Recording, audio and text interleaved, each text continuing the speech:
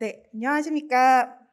되게 오랜만에 이제 사람이 있는 강의실을 좀 보게 된 것 같습니다. 저희가 사실 3기 때 비대면 수업을 할 수밖에 없었거든요. 그래가지고서 이제 인형 하나 앞에 놓고서 이렇게 하다가 이렇게 여러분들을 보게 되니까 되게 감개가 무량합니다. 일단 제가 누군지를 살짝 말씀을 드릴게요. 저는 이제 22회 공인노무사 시험 합격한 사람이고요. 노동법은 68점. 이게 상당히 고득점입니다. 나중에 이게 고득점이라는 사실을 알게 되실 겁니다. 그리고 전체적인 평균은 한 64점 정도 나왔었어요. 그리고 저는 단기 합격자였습니다. 변리사 경력이 한 2년 정도 제가 1차만 보다가 1위로 넘어왔었어요. 그래서 사실 저희 그 공부 과정, 그리고 제가 강의를 하면서 가지고 있는 목표라고 하는 것도 사실 단기간의 효율적인 합격이라고 하는데 조금 포커스를 맞추려고 하고 있습니다.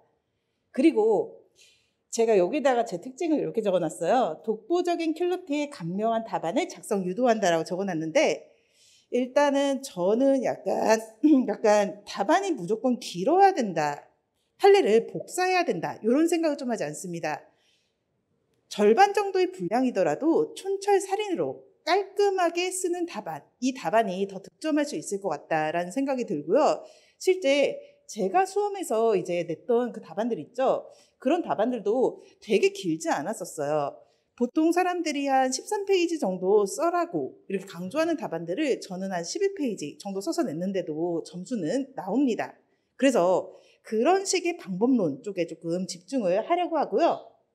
그리고 사실 신림동에서 아마 제 이미지를 갖고 들어가면은요, 참사기 꼼꼼한 강사라는 얘기가 들릴 거예요. 피드백 꼼꼼하게 하고 있고, 그래서 좀 합격률은 좀 높았었습니다. 사실 저는 이제 막 뜬 강사는 아니에요. 한 30명에서 40명, 50명 요 사이에서 왔다 갔다 하는 고수험생 풀을 가지고 있는데요. 그래도 매해 15명 이상씩은 좀 합격을 하십니다. 그리고 저는 이제 요런 그 강의를 한 5년 했어요. 5년을 하는데 노동조합하고 같이 투잡을 했었습니다. 이 투잡을 하면서 갔었었는데 올해는 이제 강의에만 좀 집중을 하기로 5년 정도 투잡을 꼈으면 좀 쉬어야겠다. 그리고 지금까지도 저는 나쁘지 않았다고 생각을 해요. 제 강의가. 하지만 이것을 에너지를 집중한다면 조금 더 폭발력이 나오지 않을까라고 하는 생각이 들어서 그런 제가 좀 궁금하더라고요. 그런 측면에서도 이제 강의에 좀 집중을 하려고 하고 있고요. 일단은 저는 궁금한 거 위주로 조금 답변을 좀 드리려고 그래요. 저 같은 경우에는 지금 이제 평일반하고 주말반을 둘 다 개설을 하고 있습니다. 여기에서 무엇을 선택하는 것이 유리하고 좋은지라고 하는 것이 조금 궁금하실 거예요. 그리고 이 두 가지의 강의는 어떻게 다른지라고 하는 것도 궁금하실 것 같은데요.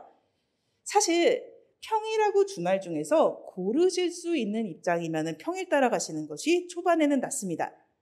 사실 주말 강의라고 하는 것은 직장인이시거나 재학생이라서 혹은 강사가 주말반밖에 안 할 때 선택하는 요소에 더 가깝다라고 할 수가 있을 거예요. 그리고 저 같은 경우에는 평일하고 주말의 교재는 공통으로 드립니다. 그런데요, 일단 전체적인 강의의 톤이라던가 그리고 제가 내는 미션들이 있어요. 그 미션들에 대한 부분에서 평일반은 눈높이를 전업수험생에게 맞출 겁니다. 그리고 주말반은 직장인 또는 재학생임을 전제로 해가지고서 미션을 드리고 진도를 뽑아 드리려고 해요. 한편 이제 평일반은 종료합니다. 10월 중순에 종료를 하잖아요. 그러면은 여기서는 AS 작업을 조금 들어가려고 그래요. 이제 하나의 순환이 끝나요. 그 다음 순환이 시작이 됩니다. 그럴 때 전 순환에 있었던 과목들을 얼마나 공부를 해야 되는지라고 하는 게 좀 궁금하실 수 있잖아요. 저 같은 경우에는 노동법은 이제 나중에 순환하시게 되는 행정쟁성, 인사, 선택 과목 요거 하실 때 일주일에 일주일에 4시간만 투자를 하자. 이렇게 생각하셨으면 좋겠어요. 강의가 종강되고 나서 요만큼만 하시면 될 것 같고요. 그리고 저는 이제 2가지 폼을 통해서 AS를 해드리려고 그래요. 첫 번째는 오픈 채팅방. 그리고 구글 드라이브를 쓸 겁니다. 그래서 여러분께서 한 4시간 정도 일주일에 공부하실 수 있는 그 분량만큼을 조금 드리려고 그래요. 그래서 그렇게 해가지고서 까먹지 않도록 만들어서 다음 순환으로 좀 연착륙을 시켜드리려고 하고 있습니다. 그리고요, 일단은 저도 이제 이장훈 노무사님도 강의를 때려치셨더라고요. 저만 때려쳤는 줄 알았는데 아무튼 이 강의에만 집중하면서 그 가용 시간이 늘어날 수밖에 없어요. 그 시간을 어디에 투자를 할 것인지라고 하는 것도 고민을 해봤었거든요. 이때 저 같은 경우에는 좀 약간 그 대화에 조금 투자를 해야겠다라는 생각이 들더라고요. 일단 실강으로 하시는 분들의 경우에는 수업이 끝나고 나면은 대면 첨사 쪽 생각을 하고 있고요. 그리고 지금 이 시국에는 인강으로 들으실 수밖에 없는 분들이 계십니다. 그런 분들을 위해서는 줌이라던가 혹은 이제 보이스톡 이런 걸 통해 가지고서 첨삭을 받는 스케줄 잡아서 그런 식의 멘토링을 조금 활성화를 해볼까라는 생각을 하고 있습니다. 네, 그리고요, 요게 아마 궁금하실 수 있을 것 같아요. 저희 같은 경우에 저희는 이제 강사가 5명입니다. 노동법 강사가 프라임 법학원에만. 그리고 다른 학원에서도 노동법의 강사들이 있어요. 어떤 선택지가 되게 다양하잖아요. 이때 약간 강의의 톤 같은 것도 생각을 하실 거고요. 그리고 강의에서 말버릇 같은 것에서 거슬리는 게 있으면 또 듣기 싫고 뭐 이런 것도 생각을 하실 거예요. 이 상황에서 저는 이제 요거를 한번 좀 고려를 하셔야 되실 것 같아요. 기본 강의에서 가장 중요한 것 중에 하나가 책입니다. 책을 좀 비교를 해보세요. 이게 강사는 실강에서 만나고 끝이에요. 조금 더 피드백 받을 수도 있는 거지만 여러분께서 1년 동안 붙들고 가셔야 되시는 것들은 결국에는 책이고, 이 중에서도 첫 번째 만나는 책이라고 할 수 있는 그 기본서라고 하는 것이 상당히 중요하다고 할 수가 있습니다. 이 기본서 같은 경우에는 서점에 있어요. 다른 과목도 마찬가지일 거예요. 그래서 한 번씩 꼭 보시고서 나한테 맞는 책, 내가 1년 동안 끼고 살 책이 어떤 것인지라고 하는 거를 조금 비교를 해보시면서 결정을 해보시는 것도 도움이 되실 것 같아요. 참고로 이 책은 제가 어제 나왔습니다. 저도 이제 오늘 처음 받아봤거든요. 되게 뿌듯하더라고요. 네, 저희 기본서 같은 경우에는 보시면은 그래도 메인 과목인 노동법 책 중에서는 좀 얇은 편입니다. 그리고 요 안에 내용들은 빠짐없이 다 들어가 있습니다. 그래서 요 책을 잘 숙지를 하신다면은 뭐 나중에 이제 판례가 나왔다 뭐 이런 거는 추가적으로 외우셔야죠. 그런 거 빼고 기본적인 부분들은 다 커버가 가능하실 거라고 보입니다.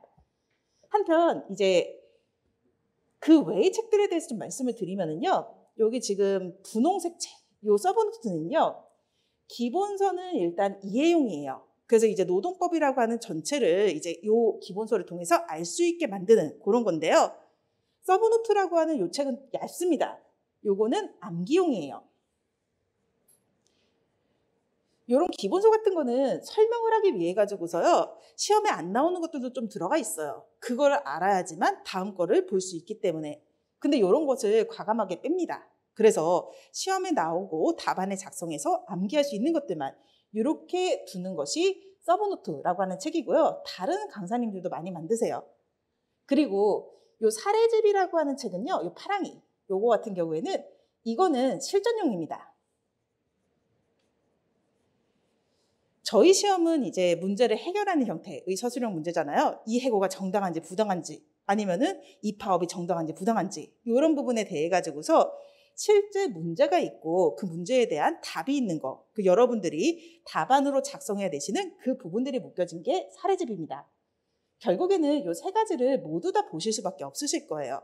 그리고 참고로 이 분홍이랑 파랭이는 현재 시중에 그 책으로 나와 있습니다만 얘네들은 이제 재판이 나옵니다. 그래서 사지는 마시고 일단은 구경만 하세요.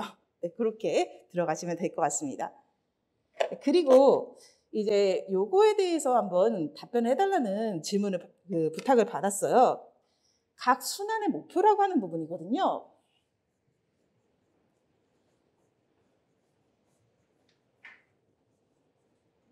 저희가 0기 있고 1기 있고 2기가 있고 3기가 있습니다.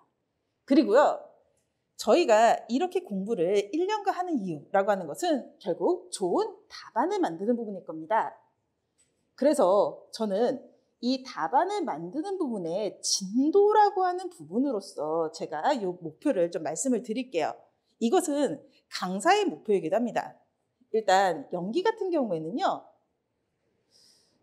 문제 해결형 문제에서 오픈북으로 답안 작성이 가능하게.